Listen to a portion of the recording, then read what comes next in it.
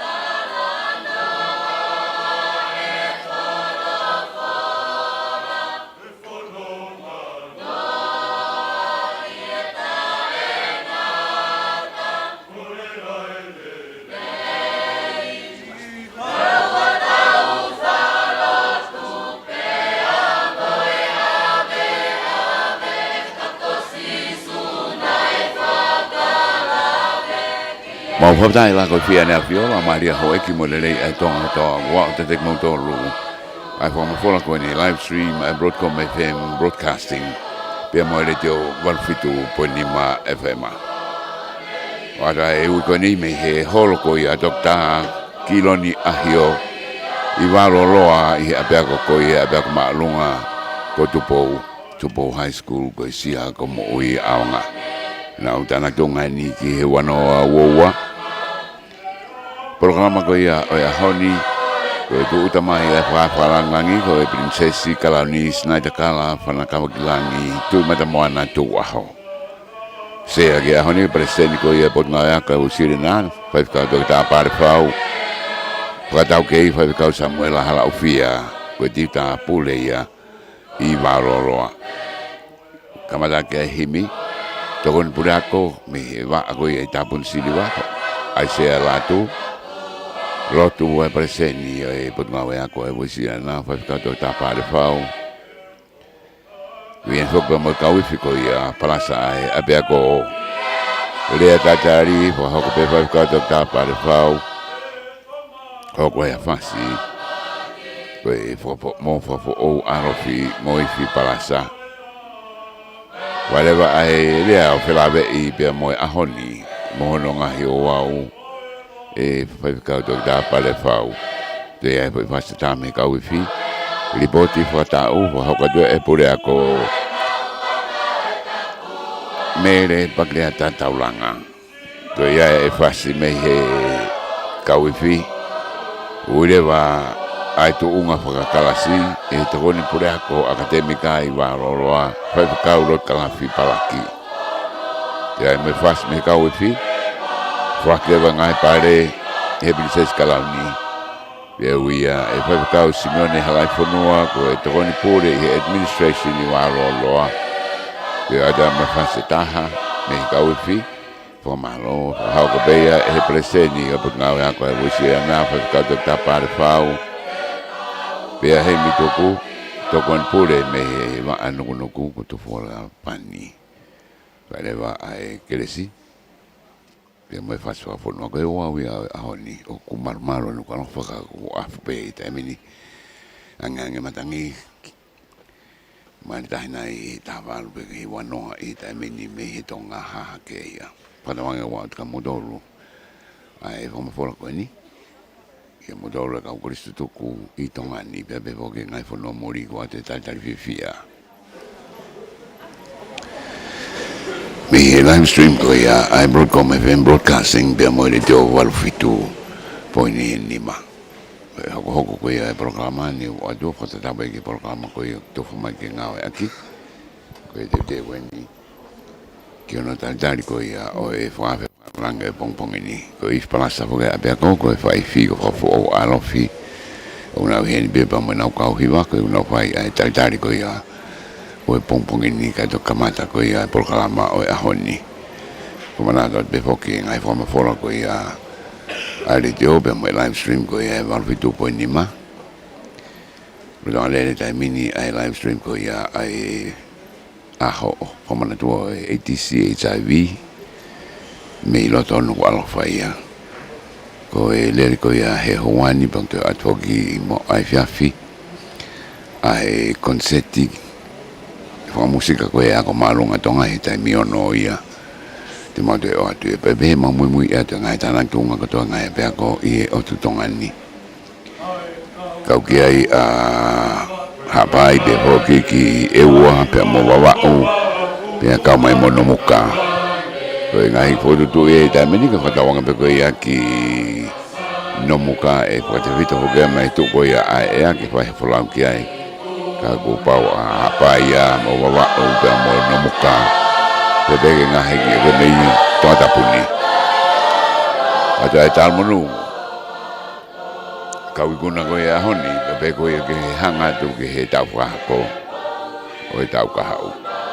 Ko e whanawa ko ben, kau hiwa te takpe ho ke nau kau hiwa bea mo e iwi palasa, a e tatari ko ia, o e katoanga o e ahoni. E ko e holo whaikakau tok tākilo ni ahau, o ko hawat me ai whaifatongi a o e houani.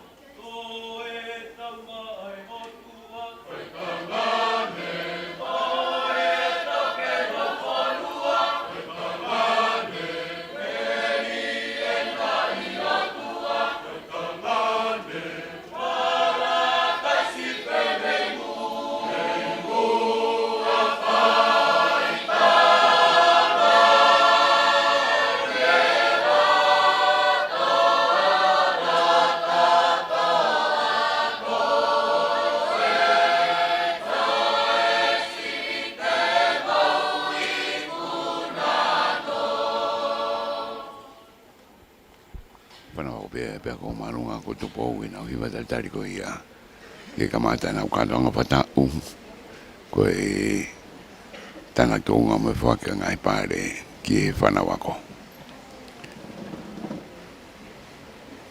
Moto e pe koni ke tap tūlolo ki e kowi. Whako e ni i e kembes ko i e ko wā loloa. Kau mai me kau pure ako, te koni pure ako me ngai kembes ke he. Tapon siliwa pepe poki ki he mako i nukunuku kuna ukau mai ki he ni i he ahoni ko e whakatau ke poki ko whakau Samuela Harofia ko e tiu tapure ia i wā loloa.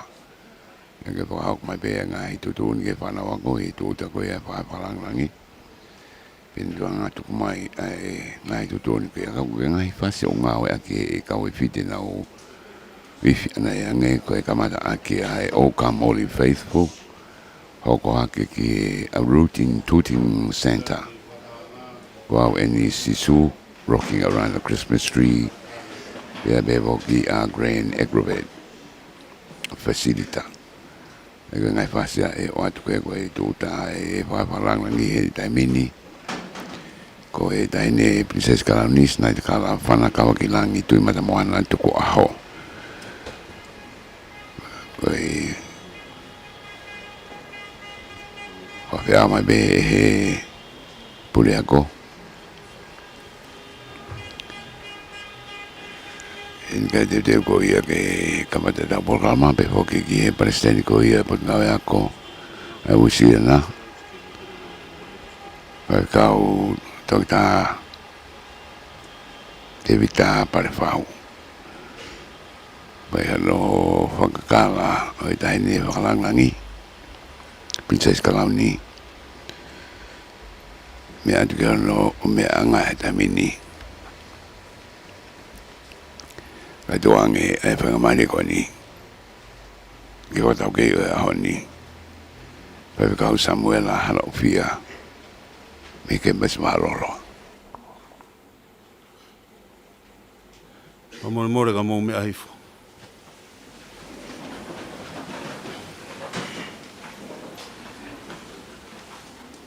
Tapu ya moe afio a tua maf. Uni afio tau loto ngā. Tua koe tamai moe alo moe lau mare maoni oni. Tape moe kere Tupou e lotu moe ako. Whaia e tauhi ako. Ako anga mao lunga ko Tupou. Pe moe holo whamanatu. Kiloni ahio. Tape moe whakalangi o e aho. Tānak tuunga moe whaki pare. Ako mao lunga ko Tupou. Tahine, Princess, Sinai Takala, Whanakawa ki langi, tui mata moana, tuku aho. Whatapea mo e Palestini ako, ko sea, o e katoanga, tanak tuunga o i wafe, wofun maa wa, whaiwhikau toki tā pare whau. Tap mo e pure ako kau mā hono kau tokoni. Pea mo e kau ngā ue mo e kau whai ako. Whatapu atu ki he Palestini o e kau ako tutuku. Mo kau ako tutuku, ako malong ko Tupou. Tapu ki Palestini o kau taha e mātua kau maa kau tau whanau. Pea mo kau tau whanau ko toa pē, ku maumea mai ki katoa ngā whakawhiawhia o e ahon. Watapo ki tarekita kau maa ai kau whamafola, lea, moe ata, une whakahoki tau tōru, pe moe o pē.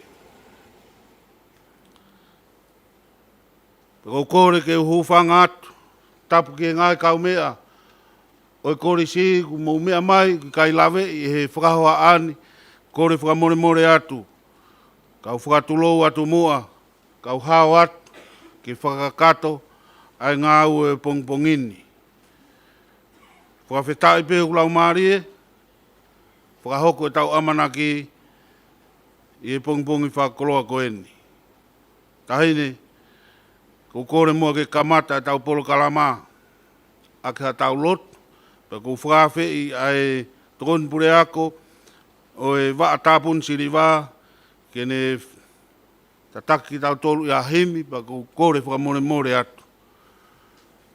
Whetuna kau maa sea, kau maa kau singai mātu a ku mou toibe ko watu e polo kalama oi ahoni.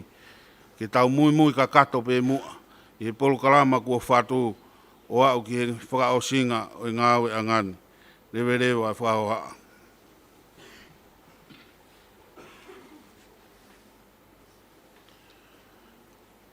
Wholofolo haimi kamataki.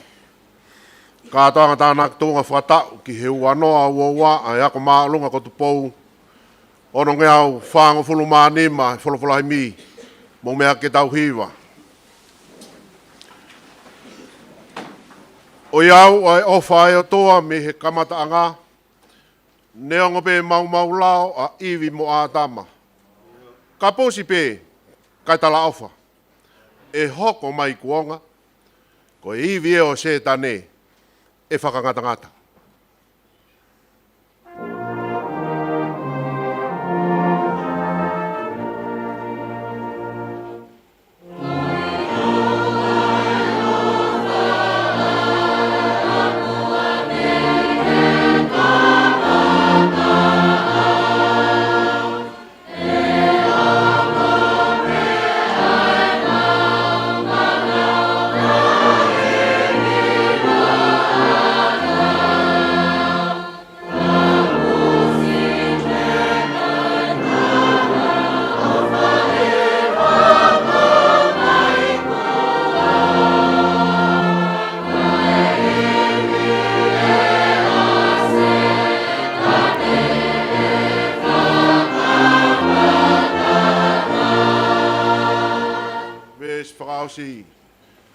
Whawhetai ko e tala o wha, ko si isu kalaisi ia. Ko e ahon ne alo ia i, kua molu malu ia. Ne osia i e fuupo uri, o e loto tua tamaki. Ne hopo ai e la a mo oni, o e whakaamanaki.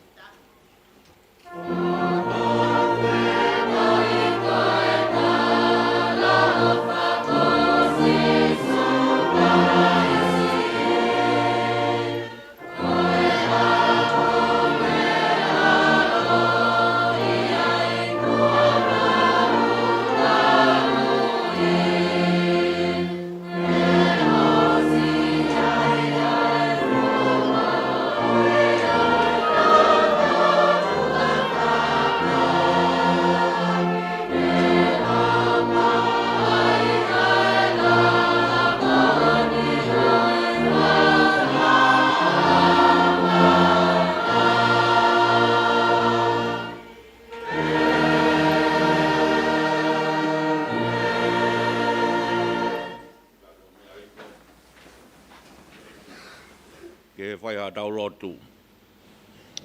Tua mafi, a whiona koe hau tai riwa koe univers koe, ko koe ai o tua lahi, o ku talamai, o ku i kai haua, o ku i kai hataha ke tatau, mō kākunga, pia moe a whiona. A whiona koe māmaanga o whanua, koe kamataanga, pia kua pia tuai ki he nau ia a ho a whio. Ka i he whainga maari e koe ni. O mau hapai atu e mau kole whamole ki o a whio. He tōno no kotoa pia o e whai whatongia.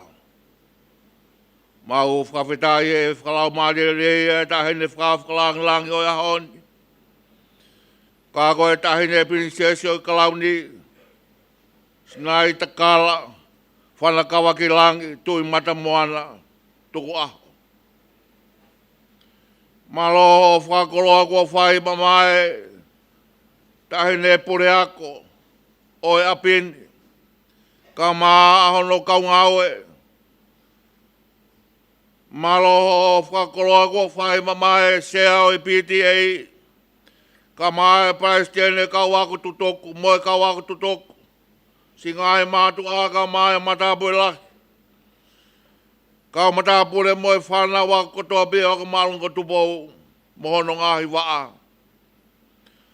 Ko e mautai marie e ki he kuke omi ai whainga marie ko eni. Ke mau wau mai ai ke aho tutoku ko eni. Ai nai kai ke malawa e tangata ke sio mai. Ke au mai ke aho ni. Ka nai whaipe ai whanonga. Marie ko e awhiona. Ko e tala o whaia. Ko e anane hapai mai ai whanoani pa moi ako. E mau tuota mai. Ke pong i whakakoloa koe ni. Tala mai he kaweinga o e ahoni. Ke hiri ope ai a whiona i he mau ngāwe. Mo e mau ako. Ko e kaweinga na e pure. I he pure ako ka mane kau ngāwe. Pea mo e apini. Ke tūki mua pe ai a whiona. I he mau tui ka tūki mua ai a whiona. I he ako mo e ngāwe. Pea i alo maarie, ai mea kotoa pe. Nai pehe whanonga ngā he nai kamata. Mo ne nef pe ai aho. He pā ai mo ngā whima tō ai kovitahi wā. Ka nai whai mai pehe alo maarie. Pea whoki ai a koi me. Pea i ahoni. Tai lava pe. Ko hiri o angaia o ia koi he whonuani. Ko a whio i tonga. Pea ke whakakoloa e hala whanonga o ea ko. Pea tai maria e a honi. Mono ngāhi ola. Mono ngāhi tāpu aki. Tāpu kina mai e ki ai whakatahanga koeni. Ko e whakatahanga whia. Whakailonga e kau i kona. Whakailonga e kahi lava mea. E ko e nāu ia o ea honi e ki. Mau hiki moa pai atu ki ho a whio. A more ao a whio ka ke whai tāpu kina mai tahi whakalangi. O e kāto ngani. Ka māki mau tolu kotoa pe kua lo nuku. I e holo toko tā ahi o. Ke a whio mai a ho a whio whakakoloa ki mau tolu. Pe a whaki atoha mau kotoa. O mau lotu mo korene hua whau si isu klasiko alo. Ka ko mau whakamuui. Amen.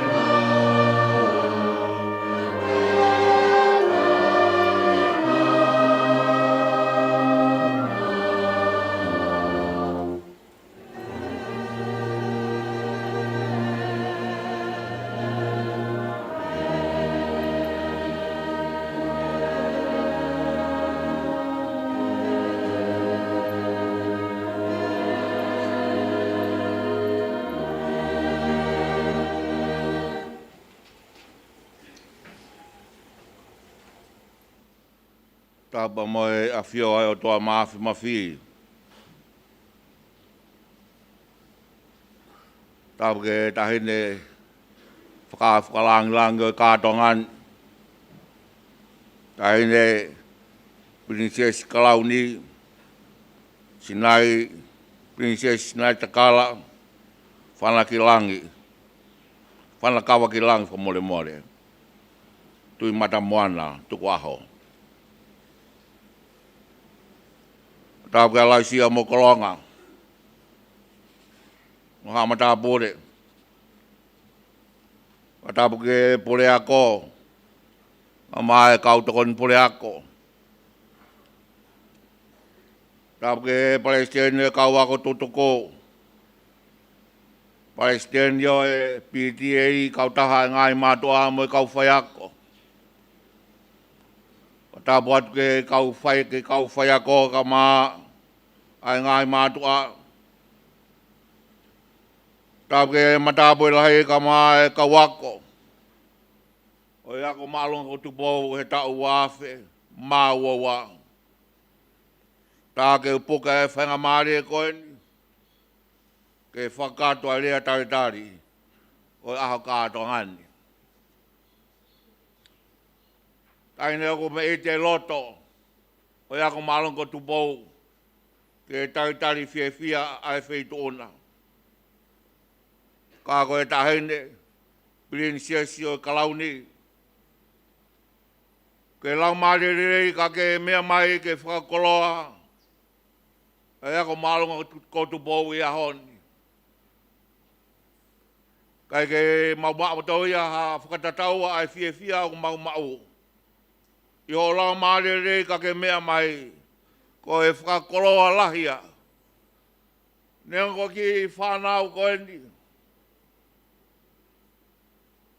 Nau wampe me ngai whamiri masipa taha o e whanuani. Kana nau i heni e ako anga maalong ko Tupou. Ke teu e ki nau tolu e pure ako mo e kau whai ako. He ilo. Nā ia ki mama e ulo nau ngai roto whare. Taine ko ki mama ko ia. O ku whatua ki ia ai nau o e kaweinga o e ai apini o tauni. Ke hirio ai o toa ke hirio a Chihuahua. I he ku ngā we mo e kuako. Ke kuhanga be he whakarea ia o e kaweinga koen. Ke omia e whakaukau. Ke maurunga tahape ai o toa ia he ako mo e ngā we tahine. Pea kai tui koe ahoni. Ke mea heni ke whakakoroa. Ai aho kātoanga. Tāna ki toonga. O iako maalong ko Tupou mono ngāi waa. Mau fia ko toa be ke taitari ai wheitu ona. Ki aho kātoanga koen. Koe kukore ke kau ako, whanau ako, mokataki. Tau whakahaki pe, tau taritari e taine, aka tau pas leo lahi.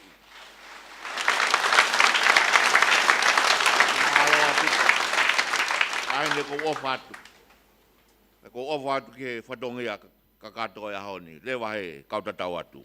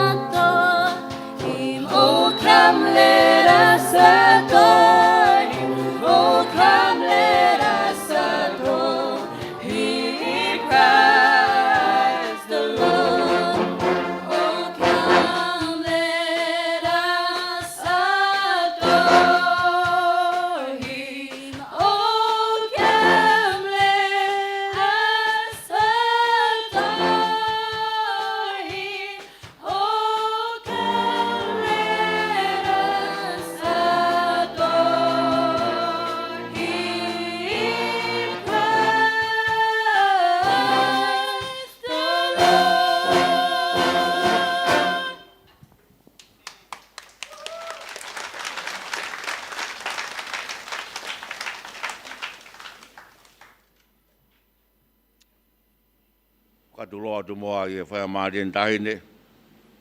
A tapu atu ke whituona. A tapu ke Palestine e kawako tutuku. Maa e Palestine e kautaha e mātua mo e kau whai ako. Pule ako ka mai kau ngāwe. Kole whomo mo e kau hātu moa e tala whakatapu ko kamata ai kātua ngani. Kata ke upuke ai whai ngā e koin ke whau whonga atu. Ai tala noa mai aho tana ki tōngā. Ko ia koe e tongani, koe mea ia ku whai ngofua. Ta tau pe ke kau ako, ia ku tau pe ia ke ngai mātua. Ke kau ako, ku whai ngata a whau, ai ako. Pea koe ngai nau ia koe ia ku mahu inga apita e toka ngai ia, mo e whai mea, mo e kau he ngai prokalama ia ko, pea mono ngai tōtōni. Ke ngai mātua o ke ai mono ngai whatongia, ka whakafa. Ko e ngā whaia e mātua o ku ange ai tokanga ai whanau ke ako. O toi mahuinga maari e pe, ai pōpou ai mātua ia, ke ako e nau whanau. Ka whaiwhaiange pe kui kai malawa he mātua ke whakato nau ngai whatongia. Pe aku horo maari e pe, tokanga ai nau whanau aki nau toru ia, ke nau e ako. Tai ne omi e pure ako e ne kawainga ngāue. Ke hiri o a sihowa i e ku ngāue mo e ku ako. O ke e whatongia ka whakawhaia e pure ako mo e kawhai ako he ako. O ku tohi hono ngā silapa ako. O ku whai hono ngā i tūtūni ngāue. Pea ku pau ke whai talango fua ki ai e pure ako mo ne kau whai ako. Kai lawa ke ola ai ngā aue mo ako ai whanau ako. Ki ka wenga ko hane ku tala mai ke hiri o ai o tua i e ku ako mo i ku ngā aue o ku whikau akia. Ai whanau ako, ngai mātua, pea mo i kau whai ako i hiki ka wenga ko hane. Ko hiri o ia ko tala mai o ku mārunga taha bea o tua o ku awe o tua o awe ia ke mārunga taha. O tānoa koe a toi mātiu, fua kum ki hoku pureanga. Mo i ngahi mea ko toa pē. Pea te toki atu ka te koe a ngahi mea ko toa pē i holoto.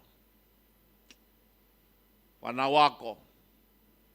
Hanga e pe ko ku tānoa koe a koe a koe koha mea e ku fispa i pe pe lava. I kai. O ki ai ngā aue ke whai. O ki ai ngā aue mo i ako ke whai he pouri mo i aho. Pea ka whai ange pe o me o tua ke mārunga taha pe i ho ako moho ngā aue. Pea ki ai ola ia o ako koia. Ia e ki tamasia nei whai ne sivi. Sivi he loa rivi ngi. Me ngai sivi nei whai e taha hiwa. Ono ngō fulu, fitu ngō fulu, mo e walu ngō fulu. Toku ako sivi ko ni ko sivi he leson historia. Tuha mai pe pā pia wakai woki ai ki toko taha koen.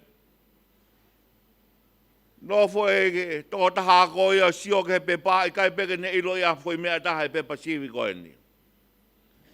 Pene pehene whakaukau pe anga whakawhea no tāri. Kaukau e ki toko taha koen. Ia e pe toko taha ia. E whamaratu mea ki ai. Whai bea whai ne ki i lotu. Lotu pehe ne tesi nei whai ne siwi. Kua ngoi he ki kaunanga koe no ki ai e māma ku hamai. Ia e ki māma ku kamata ke ulo mai. Pia whai ne siwi, pia ose ne siwi. Tai kona mau aho nola.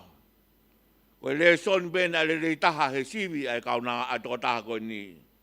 Koe ne le son koe ko historia. Kawako. O kuola e ako he hiri o ai o toa ai e te ako. Kau whai ako. O kuola e ngāwe o ka hiri o ai o toa he ngāwe. Koe o rua ki.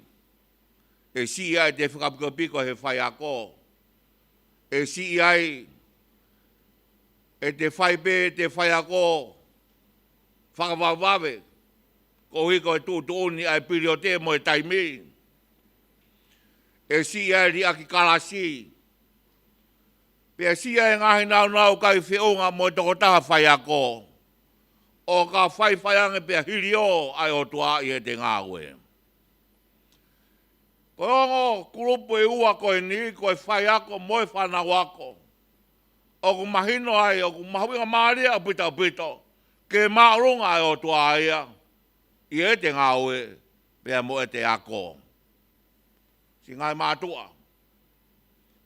Fia on pe ki mautoru e ke tautala noa ako e aho ni, ko hia ku mahuinga whaua e whatongia, mo e ngawha ku mau fua. Ia e tōrahia, si ngai mātua ni o ko ka hoko atu e he whanau ia e ki whatongia ke whai. O toi talamahe mātua ke tuku ia. O ka ki hano aonga ia ona alko whai ho ako. Nā e tangata whai whikau e nā e whanofo ke whai whikau. Pea ko ne whanofo ke whai whikau, pea whlahe ne whai ngata ia. Ko reanga he tangata eki whai whikau ko ni ke whai whikau papalangi na ngāko he taingo iai tongani. Tangata eki. Ko hame o se e ku whai ngata ia. Taranga he whai whikau papalangi ko ni ke ki whai whikau wako tonga ko ni. O ki kai ko haa whoha uia haa palo whita. Peo kai ke o maua uia haa whakau mo hatari neti ke uawaro pe ngata a whe. Ka e toki hao bea si ho wea whangata ho whai ngata ia. Si ngai mātua. Ko e tala noa e tangata i whai whikau papalangi na ngā ue tongani. I e kuanga koe. I kai ke ilo he papalangia, pe ko whetai me ngātai e ku whai ngātai ia. Ka e whai atu pe, pea whai atu pe, pea whai atu pe. E toki haere pe pea si howe e whangata te whai ngātai ia. Ko te whai ngātai ia, he ku kai hiri o ai o tua ia he te ako mo te ngāwe. Ko e ahoni o koutui, ka whai ange pe, pea hiki ai o tua o maurunga i he te ngāwe, ai kau whai ako, mo e ngāua e mātua, mo e ako e tau whanau. Pea e ora, ai ako whai e whanau. Ko toa e ngai kupwhikau ako ni, whakamao po ko toa be ngāue, o hatanaki tuonga. Ko pau ke whikau aki e whai ako, mo e whanau ako, mo e ngai mātua, o kaha kurupuia, o totonu, ke whakasisi e ni whikau aki. Koe ahoni, koe ora ngā oe ahoni, koe whikau aki a ngai kurupe toru koe ni. Fua tau pe whai ako, fua tau e mātua. Pea whakaora e whanau e ngā oe, pea maua e ora oe ahoni. O kou tala monua ka te mutoru e ako, pea moe hoka to e ako. Koe whakapulipulu e ako pehenia, ko te lawa pe sivi, ko te whaamu ki te hoko atu. Ko te lawa be CV, te whakaam ke te hokot ke kalase taha. Ko te lawa be CV, whaam ke te hiki ake, mo hoko atu e te CV, ki a toi polokalama ako u toi maa runga ange. Gai be ngahi ngata anga ia o tangata. Be koe ngata anga o tangata. I hange be koe tā noa e motua papalangi. E whaia tupe, pe e whaia tupe. Pe toki haere me pe a siowa. O whangata te whai ngata ia. Ko o whalahat ka te motoru o ke tau mau. Aho kātoanga whia. Le vai malangau tau atu.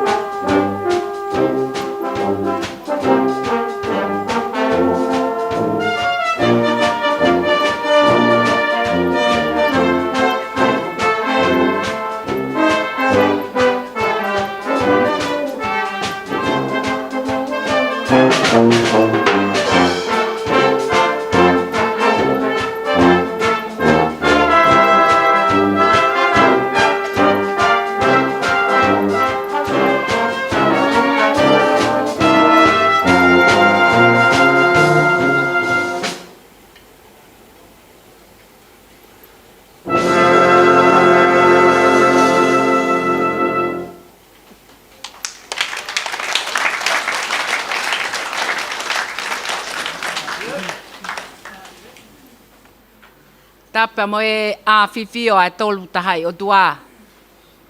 I e whakatahaanga fia fia koeni. Whakatapo atu tahine whakalangi-langi. Ko e fo i whetu ngingila nai hopo me ula kolomua.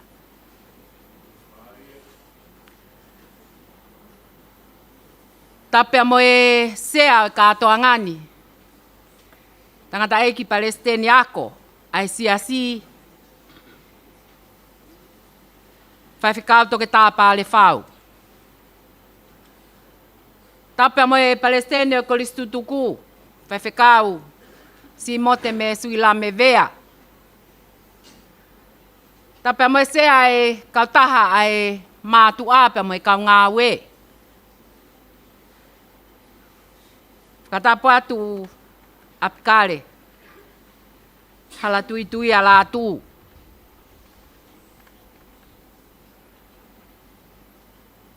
Tuku mua ke u hu whanga he ngā tala whakatapu kotoa pē. Ne ao whaki e tangata eksea i he ahoni. Kai ata kia te au ke whakahoko e whatongia kua tuutuunia e polo kalama ko e whakamatala whakatau ai pule ako. Tahine whakalangi-langi. Uklawe i pehe whine motu ani ia. Oku ikai fu ufie whanongo ai matanga ia ki he whakamatala whakatau. Oku nau fie ongo ange ke ola i ngā ue e nau whanau. Ko e whakamatala whakatau ai whine motu ani ko osi māu ia. E pākia he makasini ai ako anga pe toki tu whātu e he wike ki tua. Kono uhinga te maututuku ki mautolu e kolis mui i he ahoni kai hoko hoko atu e kolis mua o toki tutuku e ahu ua o tisema. Ko ia kui ai pē ngāhi mea si o kou whakaamu pē ke iai pē hono ki lawei. Pea mō whakamore more ala. Hili pē lau ho tohi tapu he wike ki tua. Pea toha ke makasini. Ai ako maolunga ko Tupou. O mea ki ai. Ke mea ia e angai mau whanonga. Nā whanongo pē. He tangata eiki mei utulau. Na e pole pole. Tokua. Ko tō pēa la a. Ko hopo la a mei utulau.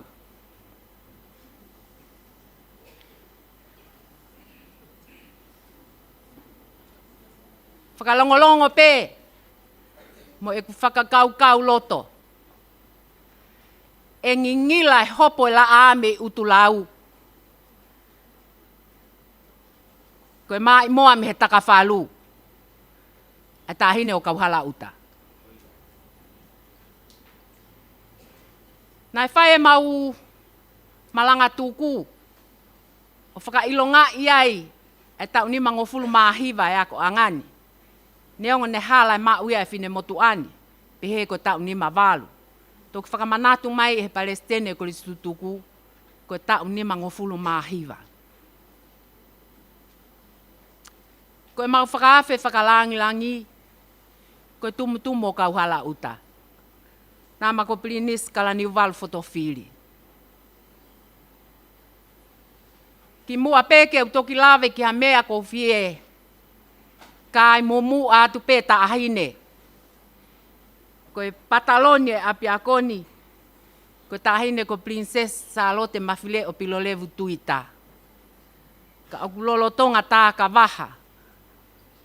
Koe siu mai ki api akoni. Ka kuia e tua melie ia. He tolu hama e feitu una. Pa moe tama Plinisi o ka huala uta. Ki he tahine Princess. Ko Salote mafileo. Pilo levu tuita. He oku ia i foke ki i huli tā puha. Ko e alo e Plinisi kalauni. Ko Princess Salote. Mafileo pilo levu tuita. Pea e ia i pe. E ne ongo i makehe. Ai ako maa olunga ko Tupou. Koe whanau ako. Tangata ek Palestini ako. O ku kau pe ai ako maa olunga ko Tupou.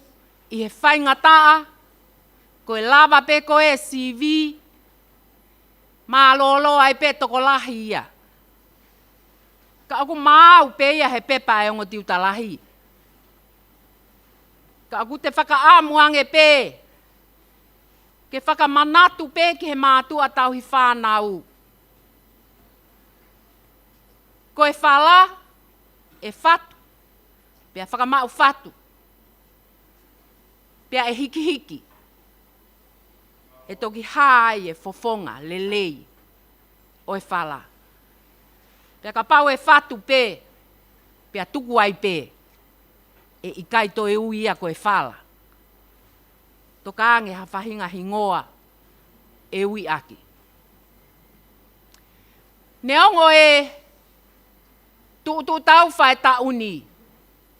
Kana e lava lelei pe e u whatongia. Na whaka amu mai e potu ngā we ako e siasi ke whakahoko. Na ta whihua hunga tonga mo hunga hapai. Kana e whai pe tā mo e lau. Ka e whai pe ki ngā au e a se o ne mau. Na lava lelei pe e mausi vai ua ta u. Pea kumawa umai eno tu uta he ahoni. Ko haina ne lave i loa. E a mautolu. Ai aho ko eni. Ne ia e kau ngā au e fo ou. Kau waka. O e waka e ako maolunga ko Tupou. Na hiki atu e tokon pule ako. E ke te mika pule ako e. Koris mai le fihimo si uriku tapu. Na hiki atu pa mo e tiu talahi whewhine. O mui. Hono hoa ako e whaiwhekau. Na hiki atu e whaiwhekau. Tiu talahi. Tangata. O pule ako. I heki i ako ai Plinis kalauni no muka.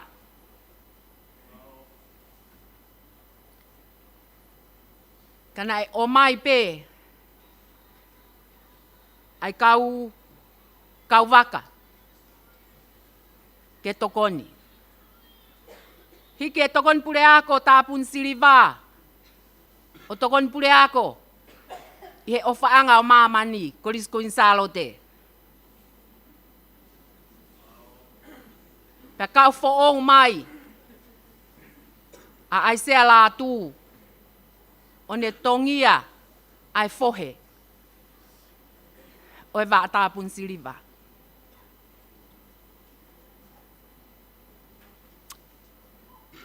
Kei lue pe.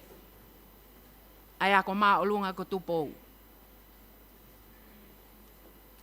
Ne tō tau e taha e kau ngā we. Tangata eiki ko e kawha whika uluaki. O no pele vai a. Ko kula i mohu e whā. Ko e nane tataki, a le son lea whakatonga. Pea moe tonga, moe anga whakafonua. Kana e motu pe whau, pea hoko e whau.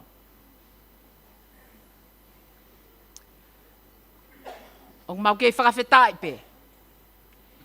O kuia e api ako. Ko e ako maa lunga ko Tupou. Tene whataki ki mau tolu. O a umai ki he ngata angani. Ko hui ko ngai whainga taa. O ko vitaha hiva. Kana ia e whale ua nai hufi pehe aho taha. Ko e whale he ako. Api ko tāpun siri wā. Pea mo e whale i wā lolo ani. Pana e whakahuafa e tahine prinsesi. Ko tala whaunga e whale i tāpun siri wā pea mo no fuhei lala. Ka whakahingoa ai whale i taptuku lolo ki he kōwi. Ko whakatoka. Ko ia kune o mai ki mau tolu. He na e whakatoka ia kalaisi. Pea ko mau tala whaunga. Ko sihova ko o tua o whakaatui. Pea mo whai totonu. Palestini ako. Whakamalo atu. Whakamalo atu he whalala mai kia te mau tolu. Ai mātua pea mo e whine mātua. I kai ke loko sai. Ke mau alofi e waka.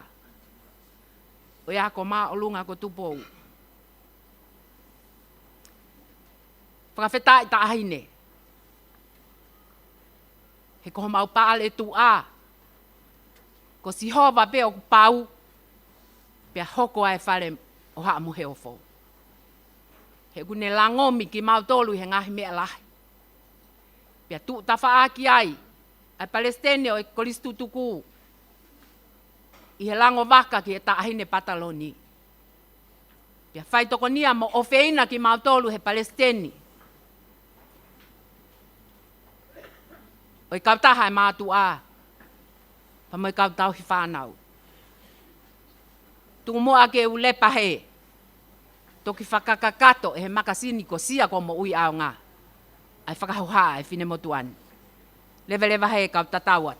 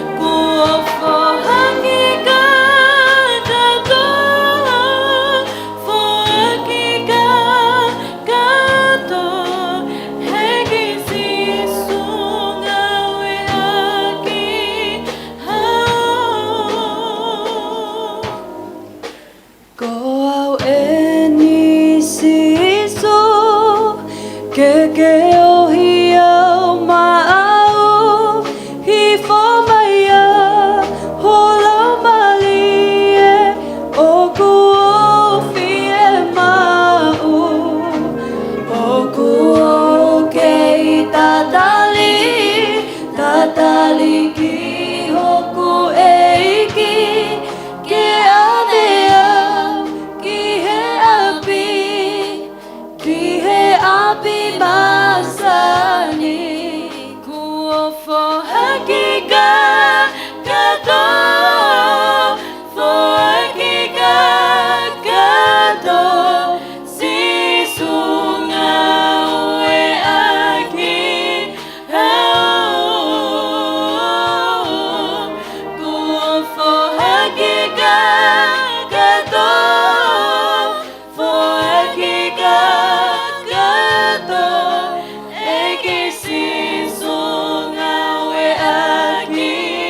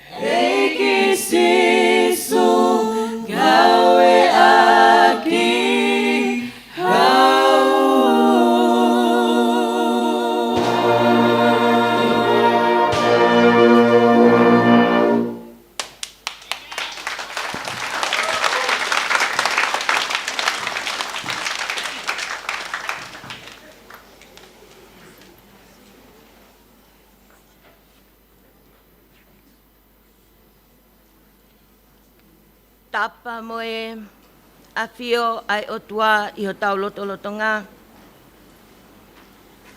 Whatapu ki he whakalangilangi o i katoanga tanak tuunga. Ai ako maalunga ko Tupou. Princesses na itakala. Panakawa kilangi. Tui mata moana tuku ahu. Whatapu atsea. Pakoukore ke hufanga he tala whakatapu kakato ko kamata aki ai katoanga we ahoni. Kai ata mo pine motuani. Kene whakaha ai ola o e ngau e whakaloki ako o e ta ko eni. Ai pure ako mo ne kau ngawe. Ai whanau ako pa mo singai matua. He tau whakakoloa, ka koe tau.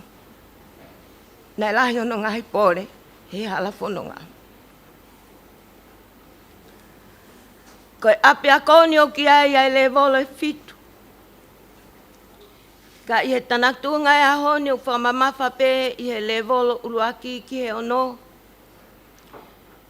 He koe le volo fitu o knau kau ke USB.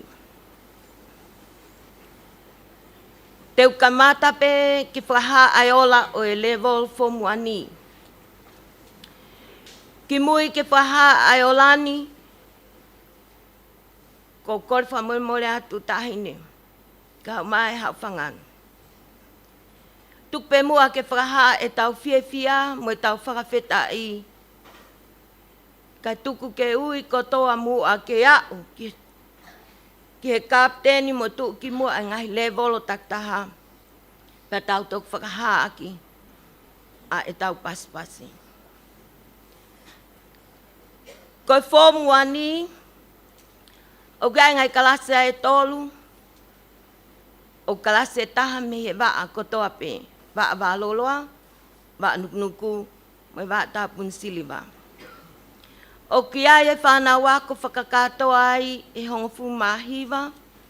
Pa te ulau atu ai tu ki mua, toko hongofulu tu ki mua. Hongofulu Thomas Mann. hiva, fuka eksiope. Valu, halasikatori. Fitu, Josefina Kata. Hono, pakleata Tupou malohi. Koe ni mā, ok mā ke pesete nimenima, poine no atolu, ako he waa nukunuku, me lo whanga haapai, no fosia tautai, evangelio paongo.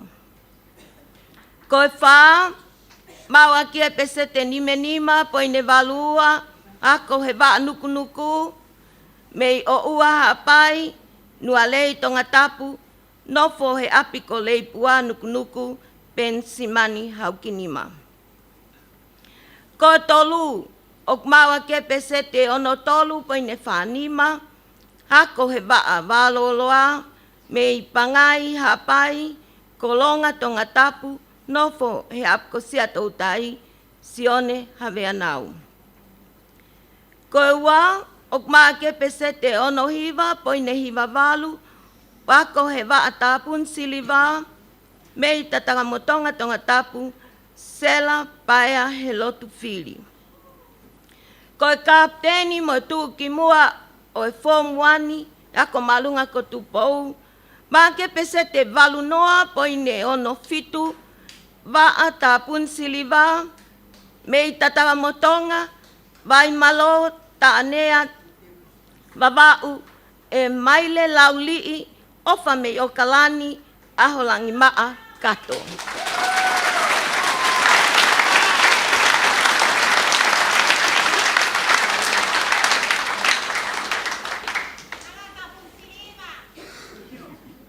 Koe fōmua, o kia e ngai kalasi ai tolu, taktaha me ngai waa. O kia e whanau wako loloto ngai, e toko uongo fu mā tolu.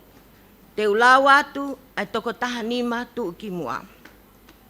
Tahanima, tali lotu wa inga. Taha wha, leila o kati. Taha tolu, peni eliafu. Taha wa, teu tō masi.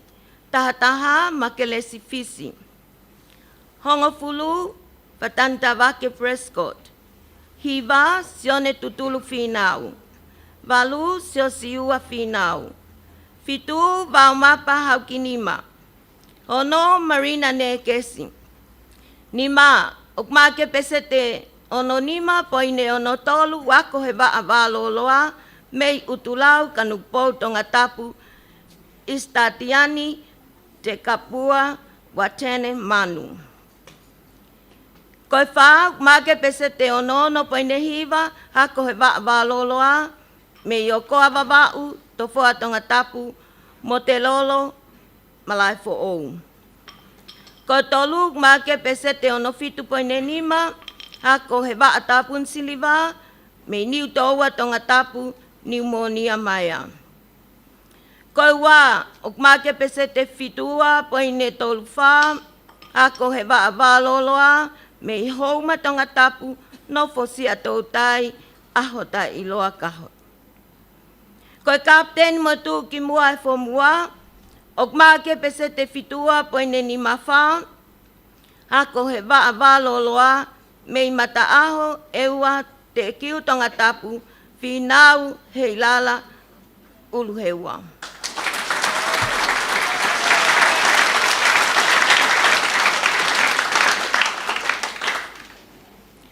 Koe fom tolu, o ki ai ngai kalasi ai e wha, koe kalasi eua he waa waloloa, pea taha me waa nukunuku, pea taha me waa tapun siliva. O ki ai whana wako ai e toko fitungo fu mā tolu, pa te ula watu a toko uanoa tuki mua. Uanoa, Cinnamon Fifita. Tahiwa, Mary Lavakula. Tahawalu, Alai Moana Latu. Tahafitu, Carol Fotu. Tahano, Makista Kai. Tahanima, Caroline Fonua. Tahafa, Maria Sustina Ali. Tahatolu, Rosaline Waisele. Tahawa, Melevesi Manase. Tahataha, Fabiola Maea. Hongofulu, Olivia Tori. Hiva Raimi Manuekaho Arevaro. Balu Hanilis Valemaka. Fitu Melesiale. Ono Heleine Fahamokioa. Nima make pesete ono valu pene whanima, hako he valoloa, me toko mololo, pea moho i tonga tapu e mo ui fo ou lolo. Wha, make pesete fitu noa, poine ono fitu, hako he valoloa, me utulau tonga tapu, tuane ki vale vavau, e Samantha Marie Valefau. Tolu, make pesete fitu taha, poine fitua, ako he valoloa, me tatanga motonga, a tata nofo utulau, e toki lupe, leva Victoria, ako sita fia moe manu, tauna holo. Koe wā, ok make pesete fitu tolu, poine fitu, ako he nuku, me nuku mokolo motua, lovely whareawha. Koe kapteni pa moe tu ki mua o e form tolu, mawa ke pesete valu taha, hako he valoloa, mei loto foa, hapai, nofo nua lei tonga tapu, toki lupe, mau he ofa lātu.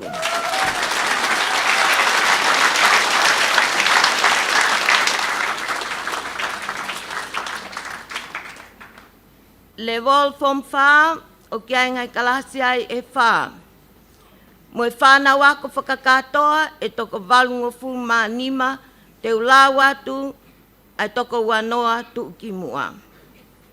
Uanoa o sa yasi lutui, tahi wā ma ta yasi holani, taha walu sa lome takitaki, taha fitu ana moala bea, taha ono pase palatu, taha nima lesi elimanu, taha wha Pauline latu niupulu. Taha tolu si toka lai atea. Taha wā paia filiai. Taha taha Samson Pone. Ngofulu te waki lutui. Hiva sio siua sokoleti. Valu toi tu whau. Fitu soane ne kesi. Ono talita paitangane. Nima ma ke pesete ono fitu poine hiva tolua. Waa valoloa, hala wave, nofo nukunuku, Marcela Loloma. Wha, ma ke pesete ono fitu, poine hiva, tolu, ako wa nukunuku, o waka wabau, nukunuku tonga tapu, maile anikiseko. Tolu, ma ke pesete fitu nima, poine nima fitu, ako he wa valoloa, me vaini, ni utaua tonga tapu, sioeli, whakaloloma, firepower and berries po mana. Ko wā, ok make pesete fitunima, poine fitunima, hako he valoloa, me niwa top tapu, mo tataha motonga tonga tapu, Angelina Palu ahofono. Ko kapteni mo tu ki mua e form wha, make pesete valu wha, poine ni mataha, hako he valoloa, me nukunuku, nofo haateho, seini fe ao moe ofa na nasi wesi.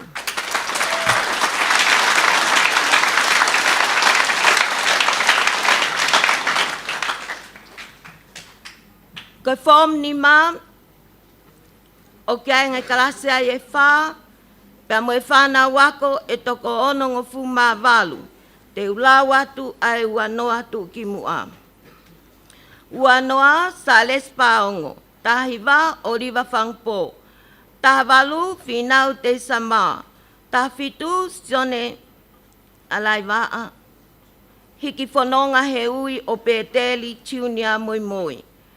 Taha ono mai kolo amatangi. Taha nima manase makahulu niu. Taha wha toki lupe kauwaka. Taha tolu la taimuli la tu niu pulu. Taha wā Esha wasila a. Taha Johnson tauna holo. Hongo fulu whakaanaua tabalea. Hiva fokikovi hafoka. Valu Chedi Dian whaanunu. Fitu, vai lolomoli aholahi. Ono, vai siliva fotu.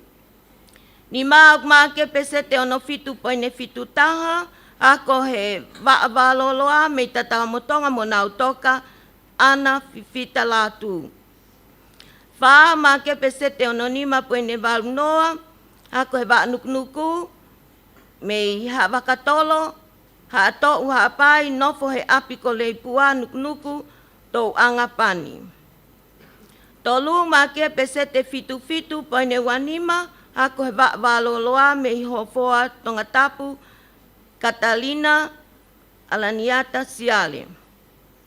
Wa make pesete waunoa poine tahanima, ako he waaloloa me homa tonga tapu, Hatas Melesia Marianne Angelica Kaho.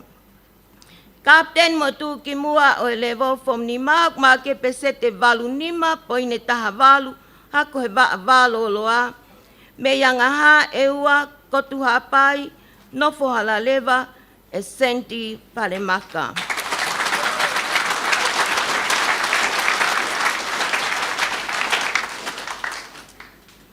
Ko tawa umai ki he level form 1, pea ko e kelas maalunga ia i he tanaktunga e ahoni, ko e whanawa ni tahine te nau whafofonga ki mautolu i he sifrapure anga, ai ni okwawe mai ki hoko.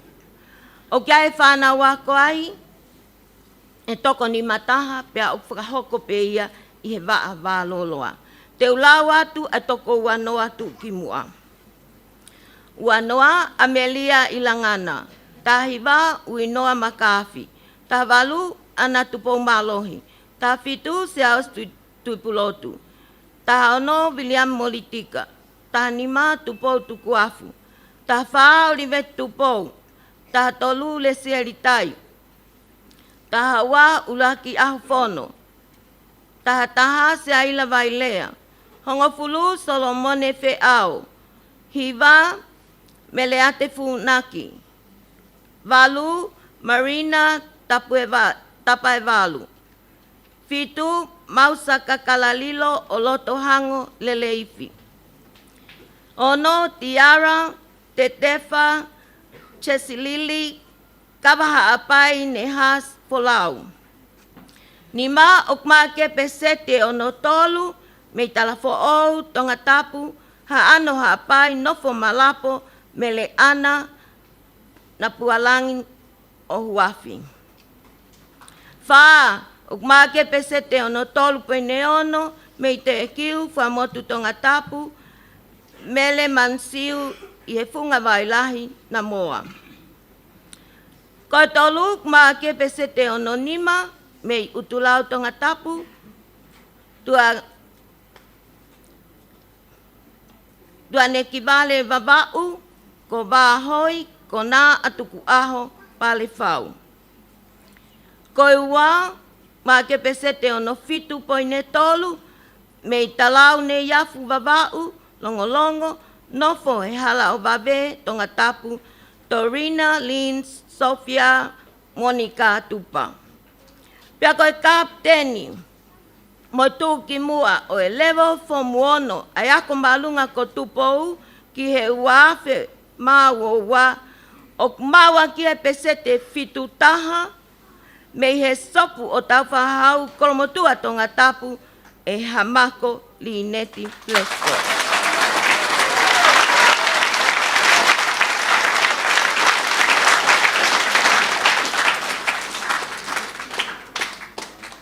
Tahine whaafalanglangi, koe kakato e ola, o ngā whakaloki ako, ai ako malunga ko Tupou he tak koe.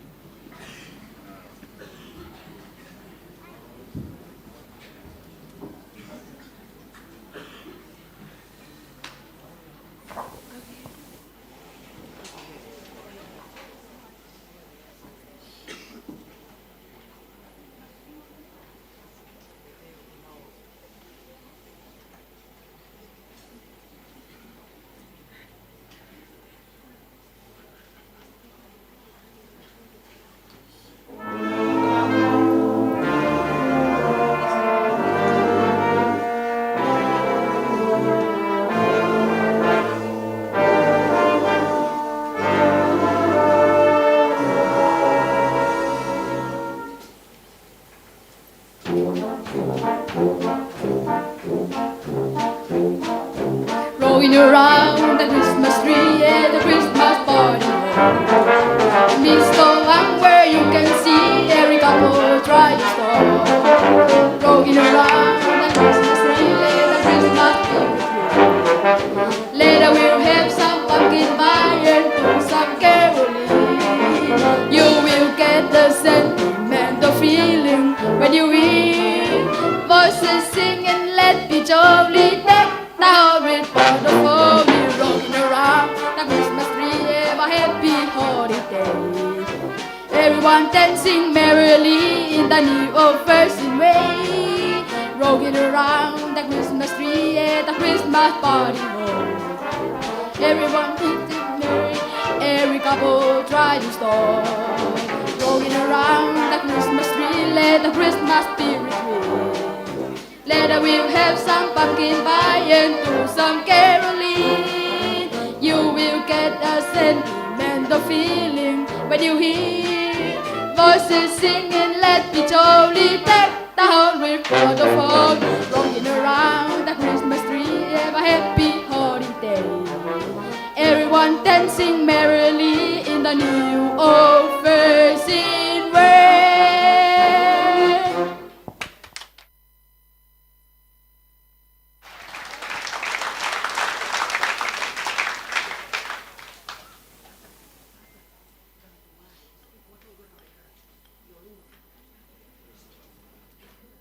Tapi ahi atua mahi.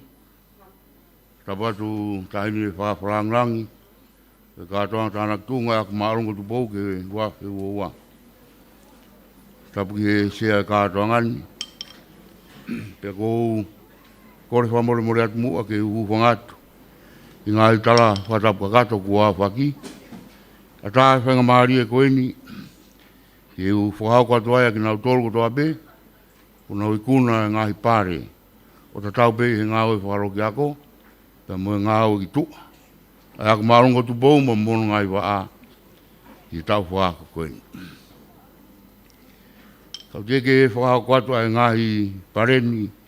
Tahini e whakarangi. Tumua ke atua e kore fie mata mua koeni. Whafonga e pure ako. Kai umai kau ngā oi. Whamore more mua. Ka te ngare rei, ka whuaki ange, ai pare ki whanau koe ni.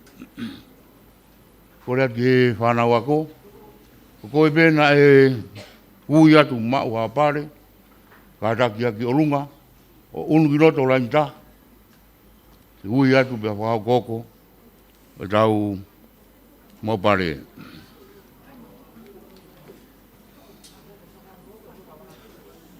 Tu katoa?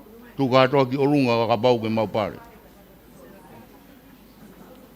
Unu ki roto.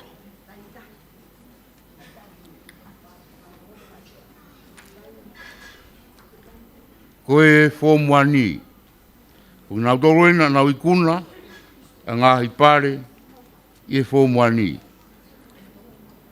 Koe reitaha i he re soni rea whakatonga, pe se te waruwha boni wha, i he waa nukunuku, pe mei rofanga hapai mo si atautai tonga tapu, e wangeri o paongo.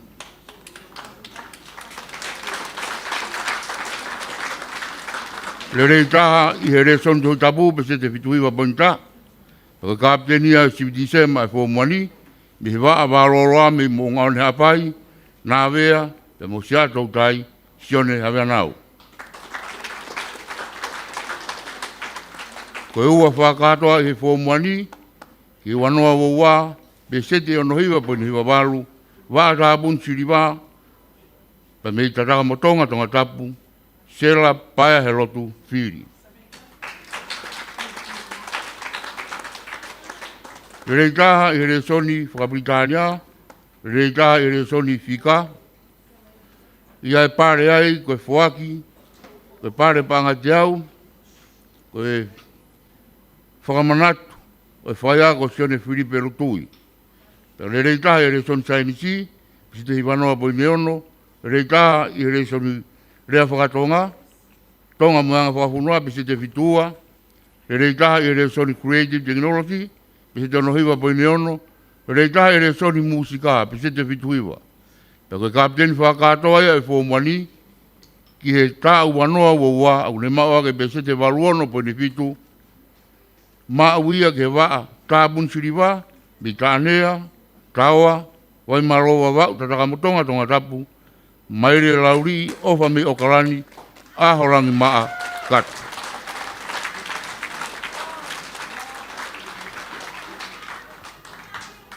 Form 2. Ko form 2, o maa wai a tō taha ifi whararanga taha, ai whanau wiki, pa me he waa waroroa me uturau muka nokpolu, e istadiani, te kapua wa tēne manu.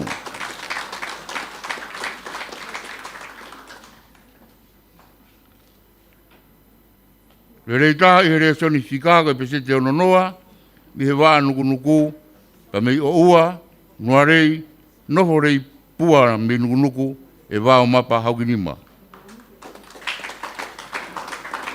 Le rei taha i he rea soni musika, pese te waluono, mi he waa tāpun suriwa, me ni tō ua, ni monia maia.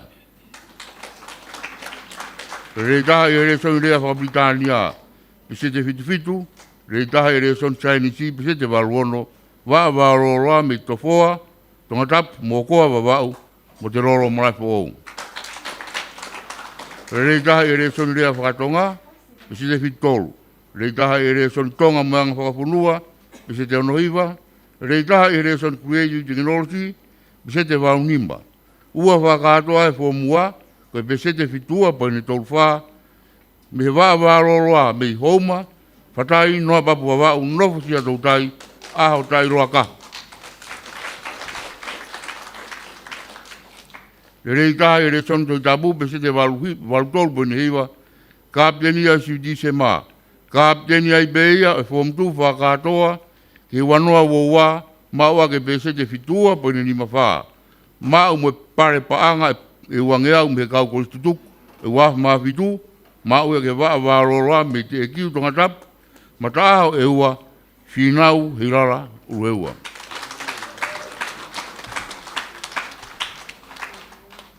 Form 2. Form 2 ko le reita e reson industrial art, ma wake pese te walwha, wa waroroa ka nofu kia tautai, sione ene savea.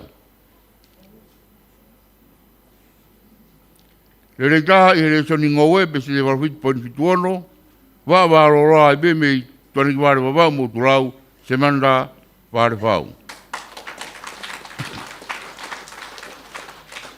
Reita e reson Chinese pese te walwha, wa waroroa mei koronga pa mo te kiu, toki lupe, rewa vikatoria ako sita, hea mo e manu tauna haoro. Reita e reson musika pese te fitunima, me wa waroroa me na koro tonga tapu, maire fuhe ira pare tau.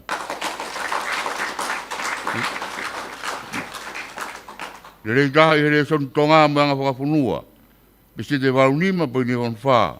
Le reita i here son toi tabu at form 3B pese te waluwha ma uke wa waroroa tomororo tonga tapu mohoi moi whauroro. Le reita i here soni rea Whakabritania pese te waluwha. Le reita i here son historia pese te walutolu. Le reita i here son tahui api pese te waluhiwa po ni fitua. Te koe ua whakatoa ia, i he form tolu ke ta uanoa woua, ma auia ke he waa nukunuku, me i nukunuku koromotua, e lavuri wharea whaa.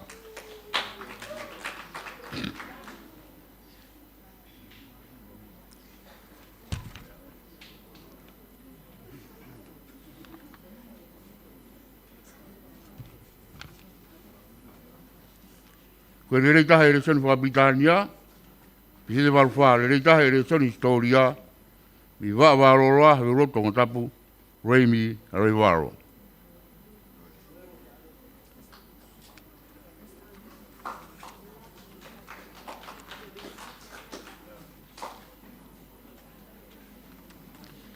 Koe totaha kona urotonga i mua i whawharangangi, koe le reitaha ia i herea Whakabritania, i he reson tahui api, ya koe ua whakatoa ia, i form tolu me wa anukunuku, me nukunuku mo koromotua, lauri whareawha. Ko le reitaha i re son toi tapu, form tolu e mā, besi te hiwa tolu, le reitaha i re son i whika, besi te whituhiwa, le reitaha i re son i rea whakatonga, besi te waluhiwa po ni ono wha, le reitaha i re son kompiuta, le reitaha i re son tautoi, le reitaha i re son ekonomika, kaptenia e form tolu e mā, ke kapten whakatoa e form tolu, pe ku whiunga mo pese te walutaha, o kai ma mau ai ma skolasipi fo ke fa ka ko Paula mo cheni fa ma mo family o kai ba mo pare ai ko panga wangeau fo ke ka wa ko tu ko wa ma fitu ma ko to ke va va roa bi fare roa mo to fo a pai to ki lupe ma he ofa la tu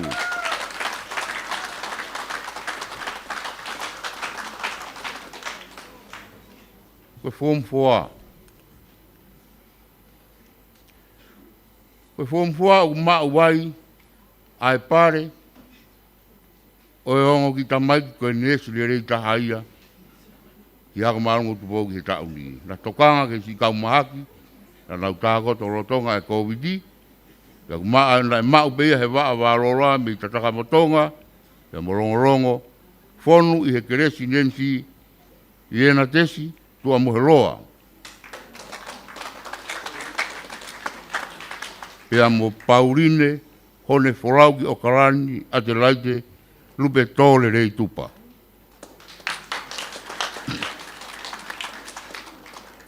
Koe le rei taha e re son tonga, kanga whakafonua, pe sete fitua, poni whawalu, mau ke waa nukunuku, me o waka wawau, nukunuku tonga tapu, sio siua, sokoreti. Le rei taha e re soni musika, pe sete fitutaha, wa nukunuku wai be, te kiu tonga tapu, Salome Takdaki. Le reitaha i re son tau i api, wa nukunuku wai be me o waka wawau, nukunuku tonga tapu, e maire anseko. Le reitaha i re son ingowe, pesi te hiwataha, wa awaroroa ba me miwa topu tapu, tataka motonga tonga tapu, en Serina Afono. Le reitaha i here son sio kalafi, pese te walufitu, wa awaroroa, hala owawe monungunuk tonga tapu, Marcela Loloma. Le reitaha i here son tastroat, pese te fituono, wa awaroroa me ipahu tonga tapu, Sirive Nusi, Mano Fetoa.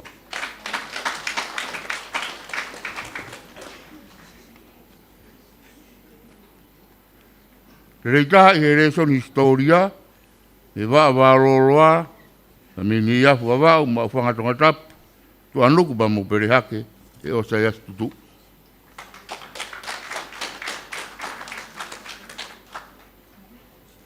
Reitaha i here son tohu tapu, ai form 4A, pesi te waluhiwa, reitaha i here son rea whakatonga, te koe kaptenia si December ai form 4A.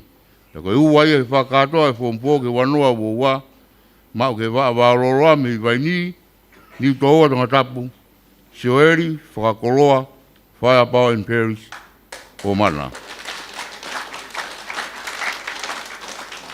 Le reitaha i here son toi tapu, ai whompo e sa, le reitaha i here son irea Whabritania, le reitaha i here son Fika, le reitaha i here son Chinese, le taha e son computer, le son tautohi, le son ekonomika, o ki tahe ne koni u whakai mo pare, he urunganga le rei, ma abe mo mau, kaptenia si viti se ma.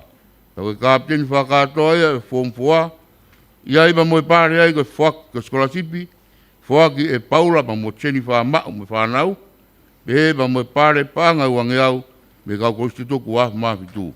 Ma ko toa ke wa waroroa, me nukunuk nofo a te iho, seini fe a moe ofa, nanas wes.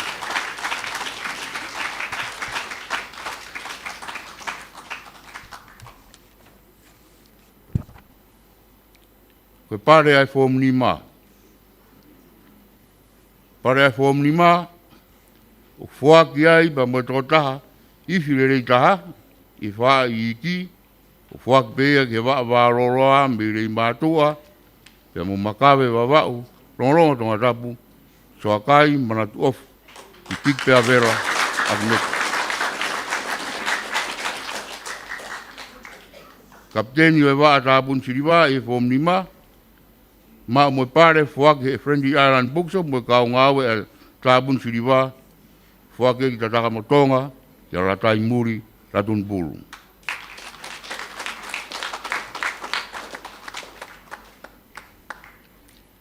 Koe haka whakaraka, pare paanga, panga wangeau whak, e tō wako e wafa mawhitu, ta koe tō taha koni, koe le reita haere son Chinese, ta koe kapteni ia o wa rei pua o ni ngatoni me nukunuku, I ha wakatoro, tō ngatapu, ha tō hapai, nofo rei pua nukunuku, ia tō wangapani.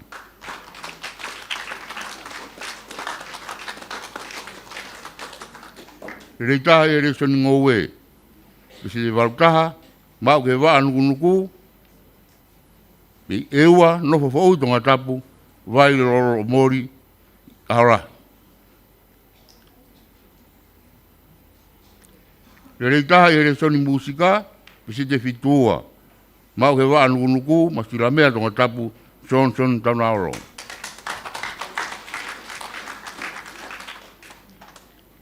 Rei taha e re soni taui api, ma uia ke waa waroroa, noi lani lutu.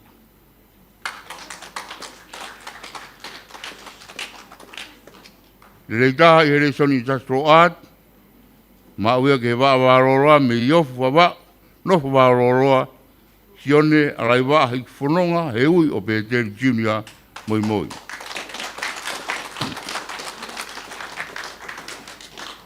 Rei taha e re soni Biolosia, e se te fitunima, wa waroroa me toula wa nofu fōui, vai suriwa fotu.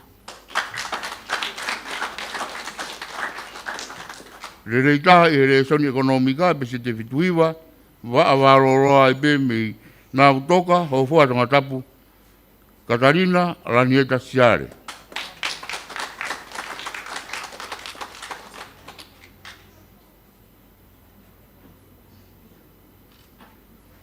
Rei taha e re soni Refa Britania, wa waroroa me nā utoka tataka motonga tonga tapu, ana fifita rātou.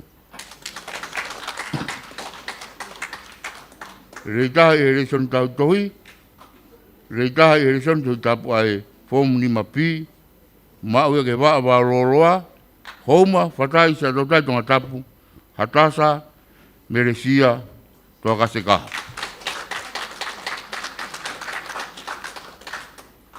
Rei taha e re soni tui tapu, rei taha e re soni whika, rei taha e re soni rea whakatonga, rei taha e re soni kompiuta, rei taha e re soni siokalafi, rei taha e re soni historia, au kai e pareai, fuaki e lupe paongo me whanau, me whakamanatu o toke tā kalapori hawea paongo. Wataha ugeai ma mboe skolasipi, fuaki e whaifkau paula, ya mo teni whamau me whamiri, ya koe kapteni a siviti sema, koe kapteni whakatoa e whaunima ke wanoa wowa. Mau ke waa waroroa me kotu haapai, mataika wawau, Sendi, Margarita, Arakoka, Paremaka.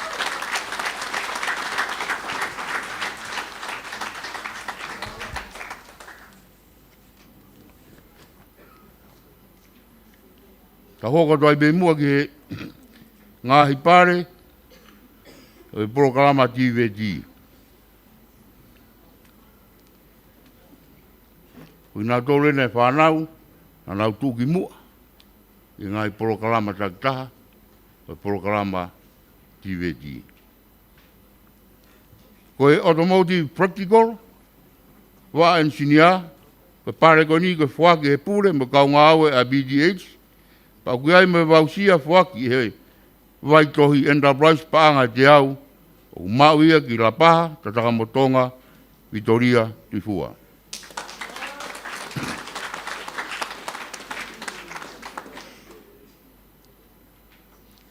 Koe parama, priming practical. Pea te whaki e toko taha koe ni, ai maa, mau, maa opo, maa waku. Maa katoa e toko taha koe ni. Pea kono pare koe whaki, e pure me kaunga aue, ai BGH, maa uia ki uiha haapai, hifo niwa top tapu, nofo kolomotua, se fita, taha mano, he aroi, aro.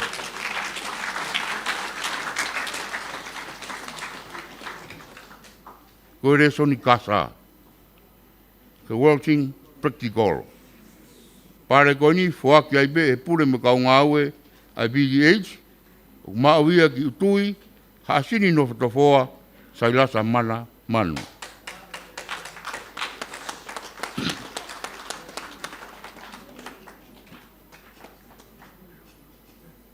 Ko re soni ensinia, ka koe waan ke Fury. O whake pare ko ni, e kaunga aue a Waitohi Enterprise, koe pare panga te au, o whake ki rapaha tonga tapu, e kārisi kairea. Whakataha moia, whaki ki ai bamba electrical theory, pare ai be whaki e he kautaha he kau ngawe a BGH, kau gai bamba e kasa, kau pakatuki mua e proklama TVT, he wanoa wa whako toa ia ke kaunanga koe ni, o kārisi kairea.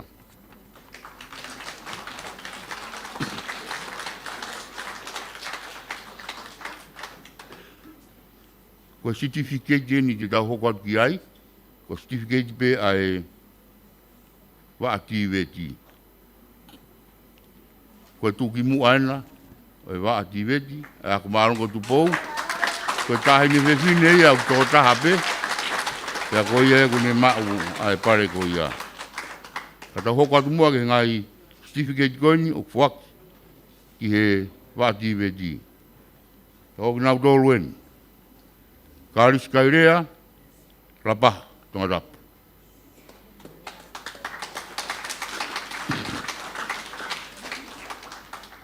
Se fita, tahamano he aroi a alofi, uia hi hifo niwa topu tapu, no koromatua.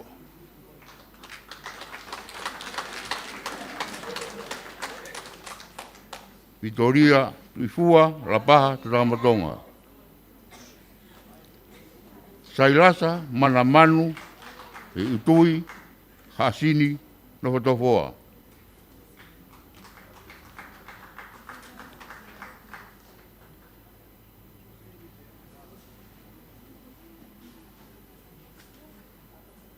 Se misi David Junior Moara, uiha, haano, no manuka. Ia koe whakaasi, tana noa mo ofa ki proto maasi me nunuku. Rawa ia ngā ipare, e wa ativeti e ako maaronga ko Tupou. Ka tau hoko atu mua ke ngā ipare e krasi maaronga taha e koe whomono ia.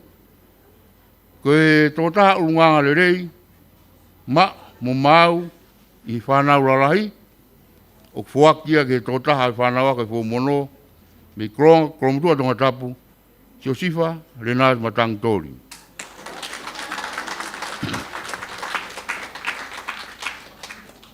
Koe tō taha haka whalagaraka i he whomono, o whakia i bamboi pare, e tō waka wa mawitu, ki kromutua, makawe wawau, Sasti Blot.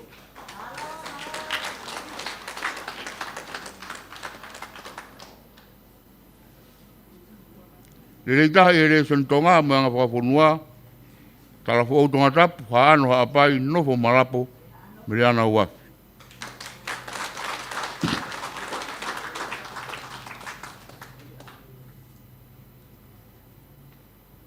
Le reitaha e re sonlea whakatonga, me maue ki haakame, tonga tapu e siaila vairea.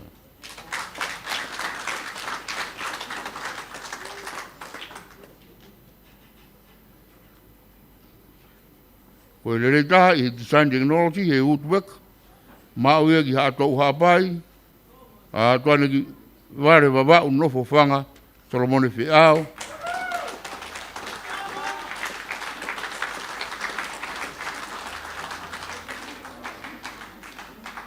ko e food technology, ma o ki homa tonga tapu, re seritai.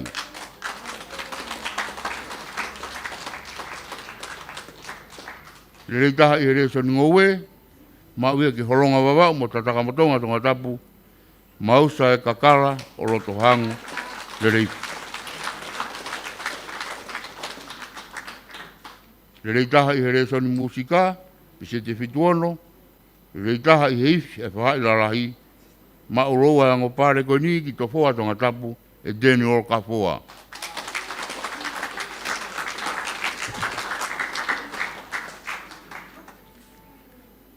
Le rei taha e re son fisika, pise te fitua, ma wiki ahau no fo haveru toke lau, me rea te funaka.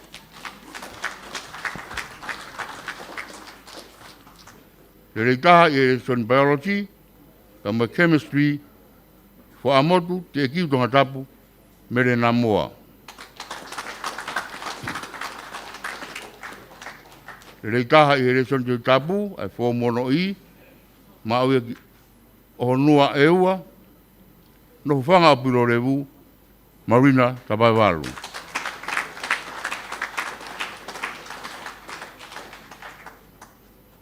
Le rei taha i re soni toi tapu, ma au e tukane ki ware wawa, mo tulau tonga tapu, wa hoi pare whau.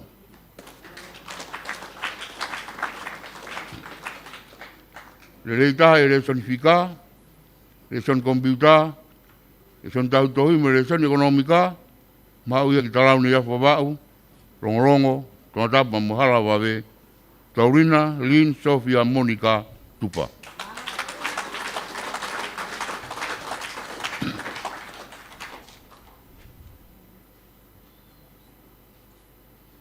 Le taha e re soni Rea Whapitania, le taha e re soni Sokalafi, le taha e re soni Storia, o kai moi pare ai, whake e lupe paango moi whanau, e whamanatu o whakikau toke taha ka rapori paango, te ke kapteni ia, o whomu ono e ma o ke sopo tau whakaro mutua, hamako rineti Prescott.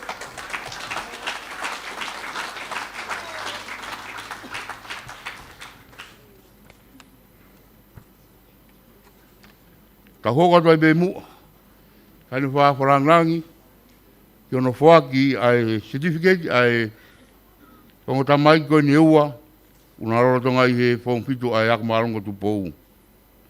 Pia whaki ai certificate koe ni pa moi pare, whakaironga ea ki ai kuna o e re volo whongpitu. Pia mei vei tonga tonga tapu, mere lupe PA, tuki mua ai whongpitu.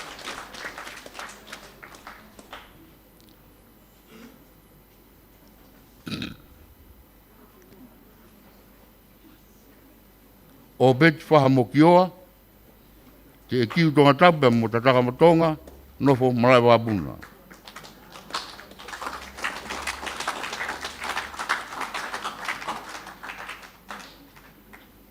Ta hoko atu ki he si mamaroa e ta ua whewua, na whakahoko ia e apiakoni, neonga ngai whaingatana e hoko, karana whae si mamaroa e tauni, i fōmu ono be ke hui ke kai ke toi kawata e fōmu ni mā ke sifa bureanga. E si mamaroa e tauni na i kunai e tokotaha a si mamaroa aga e pese te fitutaha po ni wha sopo tau wha hau kromotua hamako rineti Prescott.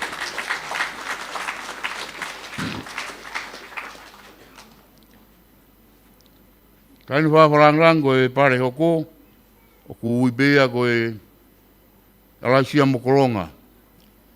Ke whakailonga ia ki hataha o ku whaifatongia le rei o tatau pe ilo kiako, pia motua, pia mo whaitu upe o ia piakoni. Pena e loto ai e puriako ka umaa ka unga ue, ke whaki ai pare alaisia mokoronga o tau afe ua, ke sopo tau whahau ma mokoro motua, e hamako, rineti, Prescott.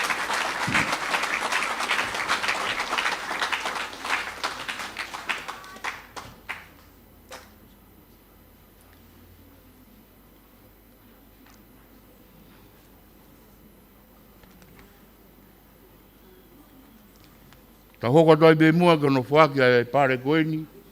Ki hongo matāpure la. O ako maarongo Tupou ki tau wanoa ua ua. O ki nau aini na tataki mai a ngāwe a kau matāpure. Pe mo tokoni of ki ngāwe a kau ngāwe i tauni. Koe matāpure la i tangata. Me koronga rongorongo koromotua. Sio sifa Renati Matangitori.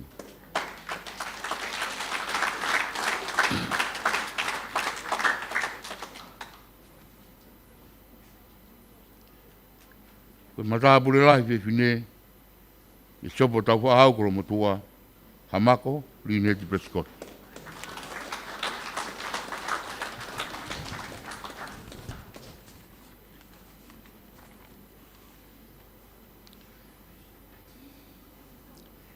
Tawa o maini ki he, ko ngā whao se tau tāna ki tunga ki tau wanoa woua, ko nou ia tu ai toko tolu tu ki mua aku maarungo Tupou. Kata, moia, pe moia ku taki ai pe koni. Ko e tolu, mau aki e pe sete anonima, e tuane ki ware, wawau, tu lau tonga tapu, e wahoi pare whau.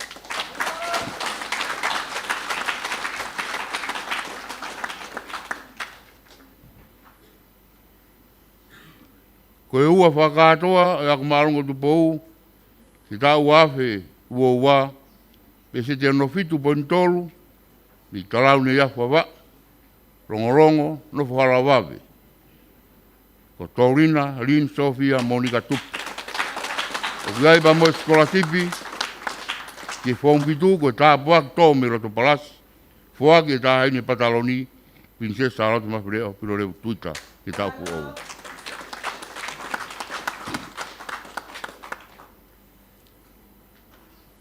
Koe pare whakao se kātonga tāna tunga e tauni, ko toko taha ia, ko kaptenia o eak marongo Tupou ke wafe e wua. Uroa koe taksi ia ke tauni, ko pare koni u mau mo skolasipi ke whongpitu, ko tāpua ki aibe tōpe me roto palas, ko whaki e taine pataloni, pinse Aratu Mawhireo Tuita. Mau mo pare pāngai wange au, e kaunga aue a Friendly Island Bookshop. Iai ba moe pare, me kau wako tutuku, sia ko mo ui AONGA. O ku maa uia ke sopo tau whaahau, a ke pe sete fitu taha po ni eua, e Hamako, Rineti, Prescott.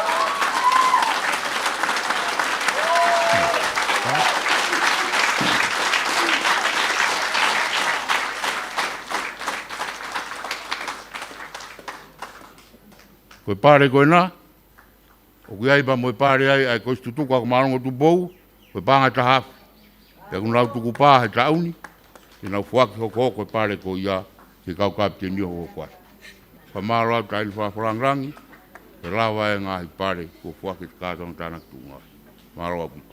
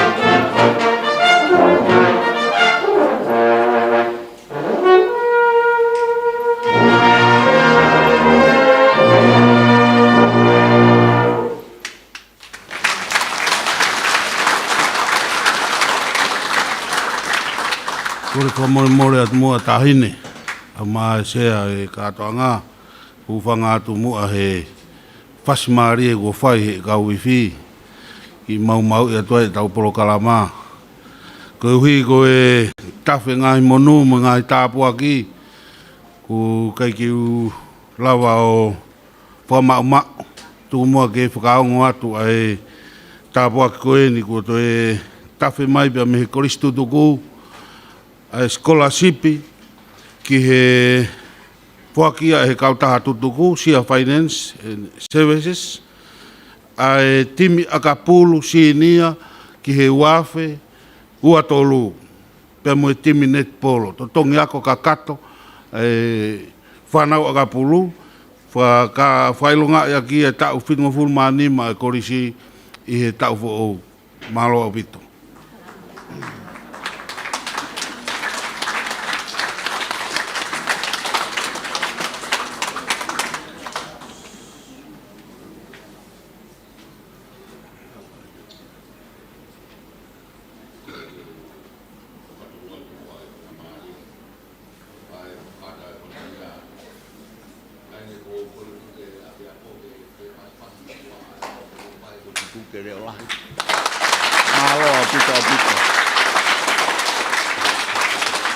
Koe ke whiunga koe kau anga pulu o toko uanima, koe kau basketball o toko whiha koa, taha.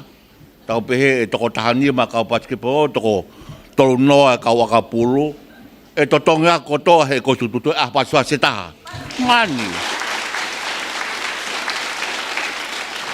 Lelei. Pia puka e whangamare ko ni taine ke hapai atu e whakamalo tu a koe me motuani ka maa ai pure ako mo kau ngau e. Pia mo e apia ko maalun ko Tupou ai whakamalo la. Ho a whi tauralo ka ke mea mai. O whakato ai whatongia lang ia koe ni. Ho ngā apita ke potu ngā oe ho mau taimi. Pia ke lau maari rei ka ke mea mai ke whakakolo ai kātoanga koe ni. Pia kua ngoi behe e whānaua koe na lang ia i ho mea he ni. O ku hou ngā apito. E ka ke lawa ia ke whakataua e a mea aho o mea he ni. He koe whetu ngingila o ha mohe ofo. Koe a ko whamalo lahi atu i he whainga maari koe ni. Whamalo ke Palestine e kau ako tutuko ka maa e Palestine e kau taha e mātu amo e kau whai ako i he ofalahi mo tokon po whai ke apini. Kau whai ako ka maa e kau whai ako, kau pure ako i he tokon lai ko whai. Ko tue ako whiunga anoa bea ki whamalo ko ni ke whakahonga ki ai ngau ko whai i aho ni. Iai pe ki me ia taha piewa te ulawe ki ai. Taine ko loto ai komiti ako ke whotu ai senta ki ako ngāwe ke whotu ia ako malong ko Tupou. Ko wikine lawa toa ngai kotoa ai programa ako ngāwe ai potu ngāwe ako o kutu ui ngahi ape ako keke. Hange koe isi mō ngāuriwe, koe isi hofa ngāu ki eua, koe isi tāwha hao pilo lewu ki habai, ko tue lawa mo ki ako ngāu e koe isi Tupou toa ki nomoka, o ka pau te ke lau maari rei ki ai. Pea ko tue koe whainga maari en ke lawa ai e ki senta ko nio toa ngai e kau whai ako, whakataha pa mono toa ngai e polo kalama ako, pea koutou iau tahine. E rei apita programa ko ngāu e. O kulotonga i hea ko marango Tupou ai o me tari koula e ua. Pea me University Pacific tonga. Ko taha ko me tari koula peia o e waa ko ngāu e. O gihena mofui ke tawhea, ka maa salo me riu. Ka pau mo ihene o me tari koula ko ni ko katake mo. O katake peo mo. O katake pe ka runga ke mea te tahine ko ke tonu e kutala noa. Koe me tari kolo ai i he lesoni homo ekonomika. Mo fui ke tawhea. Koe me tari kolo ai i he waa ako ngāue pia me he University Pacific tonga. Malo puto mo fui ke ka maa salon. Ko hinga ia o ko whaia e ngāwe koni ke whotu ai senta o e waa ko ngāwe, maa ako tope ai sesi ke tuu ia ko marun ko Tupou. Pea e kamatai e tako hau ai programa ko ngāwe koni.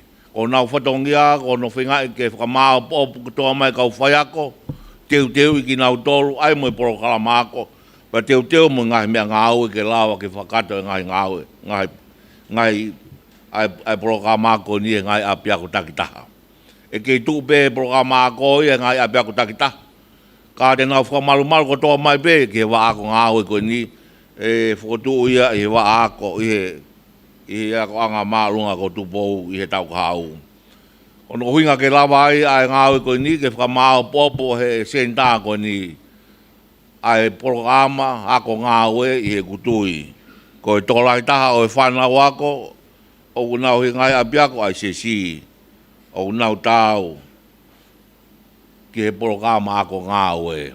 Nā mō mea be ahoni ngai programa ko ni, nai teu iai ma o e ngai certificate. O kui ko e CITVS a level ua. Pea toki whaia e ngāwe ke lawa hoka tuai ki he apia ko whokololo ke mawai ai programa level tolu mo level 5. E kai hala ke lawa whakaukau iai pe, ma moe hoko atu, pa me lewolo ua i he wa ako ngāu e koe ni. Ko tui koe nau ia o ia koe tau fuou o ku tāpuni ai e kosi ko Tupou e nau fuom taha. Ko hui koe ngahi mea whaka economika kai whakataata ngai loki a ko ke lawa hukai ha tolahi e fuom tolu. Koe awalisi koe o ku i e fuom taha i e hu ai fuom taha ki e kosi ko Tupou me klasi e nima. Pe koe whanonga e ki tamasiki au ke whong fitu, koe klasi pe taha i e whong fitu. Koe ko whakaukau ai koe ko Tupou ke kore ke tāpune nau whong taha he tau ka hau. Tuku kepe ai waako international ai koe ko Tupou. Koe a koe whainga maari e koe ke whong taha au ke atako tope ngai aka uwesi dana ke whong taha he tau ka hau. Koe ka pau whiehua taha ia ke koe ko Tupou ke maa whainga maari e. Koe ko nau tāpuni ku ataha e ngai a pia ko tope ai si ki e whom taha. Pea hoko atu ai pe. Ta tau pea mo whanki ako loto ai kolisi o whakataha moia ke whom taha. Nea iai pe whakamuia ke ai whom taha ai ako teu. Oua. Tuange whainga maare ke whakaiwia mo whakamanawa hake. Ai ako marungo Tupou, kois kunsalo te, kois loto. Pea moi kois mō ngāori e vai whanua tonga tapu. E whakatara tau pia, moi kois kau whangahau ki eua, pe kois tā whahau pilo lewu ki hapai, kois Tupou toa ki no muka. Pea moi koisi siru tapu, mō mare whi ki wawau. Ko eua mea ko hoko ki he potu ngāo e ako, hiki kotoa e whong fitu koe ngai ako angai sesi, me programa ako atonga ni, ke nau whai a programa ako, ai waa i USP hange ko ia whai i ako marungo Tupou. Ke tau ka hau e hiki toa ai kois kun sao te, kois ko Tupou, kois tau wahau i he form fitu ai i USP i he tau ka hau. I ai be ngahi mea whakateknikare o ku hinga e nau kore, ka utui o ku whainga maari e ni hange be ko e whainga maari e ko o mau e he ako marungo Tupou o ku hinga ai. Ai hiko toa, ai ngai ako angai sesi, ke programa whong fitu, ai USP, pia nau hoko atu ai pe ai. Koe a koe whainga maari koe ni tahine, ko tui koe kakato ia ngai whakalaka o ke te pire, ai potu ngai ako i hea honi. Koe kotoa e kau ngāo e ui e nau whekitaki, i he ui ke kahau o ka māu ki ai. Koe a koe tala monua ka teki mutolo e kau ngāo e, pe ka teki mutolo e whanau ako, tahine ko tala monua tu. He teo e Krismasi, pēr mo e tau whongu o ku hanga mai, rea vai maranga o tau atu.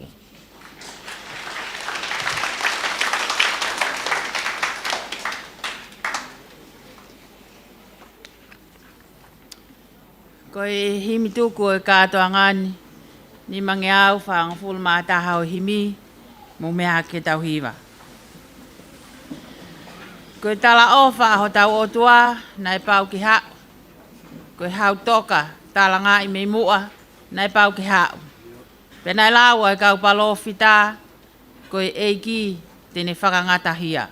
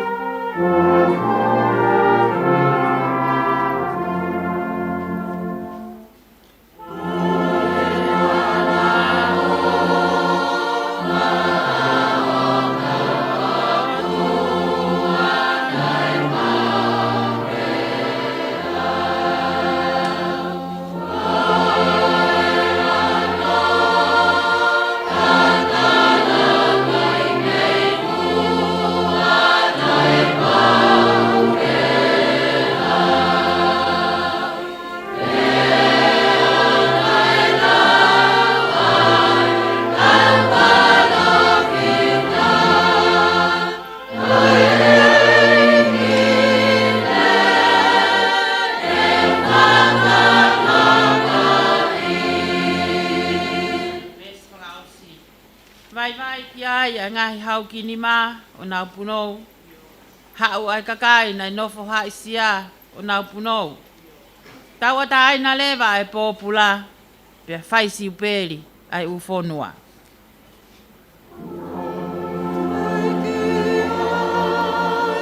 Ai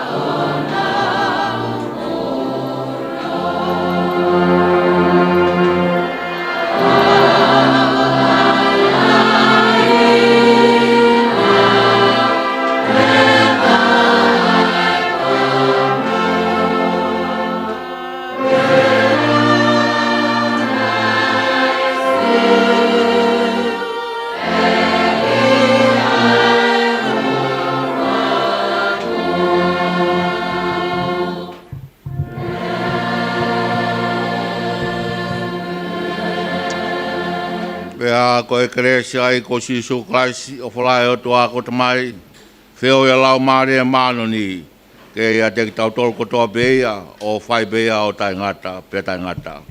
Amen.